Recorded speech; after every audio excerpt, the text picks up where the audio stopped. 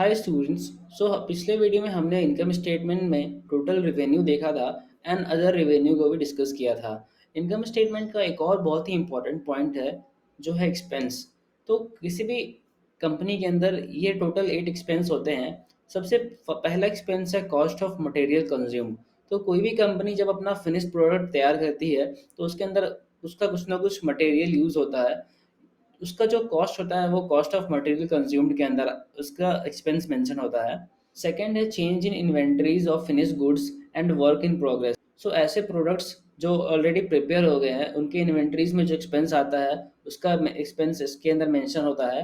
And जो काम already progress में है उसके अंदर जो एक्सपेंस आता है वो इसके अंदर मेंशन होते हैं। थर्ड है जो सेल्स के ऊपर कंपनी एक्साइज ड्यूटी पे करती है उसका एक्सपेंस।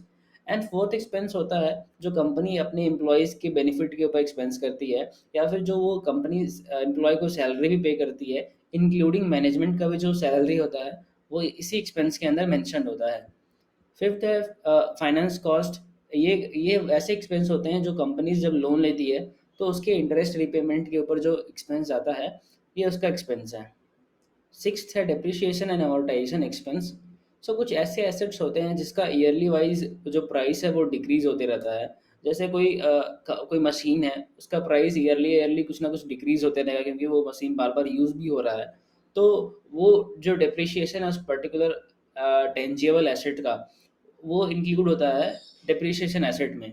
And amortization expense. तो जब कोई कंपनी किसी एसेट को खरीदती है और उनका जो पेमेंट है वो ईएमआई के फॉर्म में देते रहते हैं तो वो amortization एक्सपेंस के अंदर काउंट होता है। जैसे हम लैपटॉप या फ़ोन अगर ईएमआई पे खरीदते हैं तो उसका जब हम मंथली ईएमआई पेमेंट करते हैं तो उसको भी हम एज अ एक्सपेंस काउंट करते हैं। सेवेंथ है impairment of property, plant and equipment. तो अगर कोई इक्विपमेंट, प्लांट या फिर किसी प्रॉपर्टी में कहीं पे रिपेयरमेंट का ज़रूरत है या फिर कुछ डैमेज है उसको रिपेयर करने का ज़रूरत है तो वो सारा एक्सपेंस इसके अंदर इंक्लूडेड होता है। और 8 पॉइंट्स में अदर एक्सपेंसेस होते हैं तो उसको हम लोग अभी इनकम स्टेटमेंट पे चल के देखते हैं। So cost of material consume, जैसा हमने डिस्कस किया था कोई भी कंपनी जब कोई प्रोडक्ट फिनिश करती है तो उसमें जो रॉ मटेरियल यूज़ होता है उसके ऊपर जो एक्सपेंस होता है वो मेंशन्ड होता है कॉस्ट ऑफ मटेरियल कंज्यूम्ड में। इसको हम लोग इनकम स्टेटमेंट में देखते हैं। आप देख पाओगे ये प्रिंस पाइप का इनकम स्टेटमेंट है। एंड यहाँ पे आप रेवेन्यू देख पा रहे हो, रेवेन्यू फ्रॉम ऑपरेशंस जो है 20,000 करोड़ के आसपास का। एंड अदर इनकम है इनका 175 करोड़ का। तो ये टोटल जो रेवेन्यू है इनका 20,891 करोड़ का है। जिसमें से इनका जो बिजनेस है वो पाइप का बिजनेस है। और तो ये जो कॉस्ट ऑफ मटेरियल कंज्यूम्ड है इनका है वो 12,992 करोड़ का। ठीक है, इसके अंदर purchase of stock in trade इसका है 346 करोड़। और उसके बाद changes in inventory of finish good और stock in trade and work in progress इसका है 448 crore expense. Employ benefit expense, तो एम्प्लॉयज़ के लिए ये कितना सैलरी पे कर रहे हैं, अप्रॉक्स 996 करोड़ के आसपास। उसके बाद आप देखोगे जो फाइनेंस कॉस्ट है इनका 206 करोड़ है जो प्रीवियस ईयर 331 करोड़ था। तो आप जब भी ये डेटा एनालाइज करोगे तो आप इसको हमेशा प्रीवियस ईयर से कंपेयर करना। एंड आप ये तब देख पाओगे जो इसका ईयर ऑन ईयर बेसिस पे ग्रोथ है इस कंपनी का वो कितना अच्छा कर रहा है। अगर कोई अच्छा कंपनी होगा तो आप इसके अंदर जो इनकम स्टेटमेंट है उसके अंदर क्या चेंजेस देखोगे। जो उनका रेवेन्यू होगा वो अपने प्रीवियस ईयर से ज़्यादा होगा। उनका कॉस्ट ऑफ मटेरियल कंज्यूम्ड, क्योंकि अगर रेवेन्यू बढ़ा है तो कॉस्ट ऑफ मटेरियल कंज्यूम्ड भी बढ़ेगा।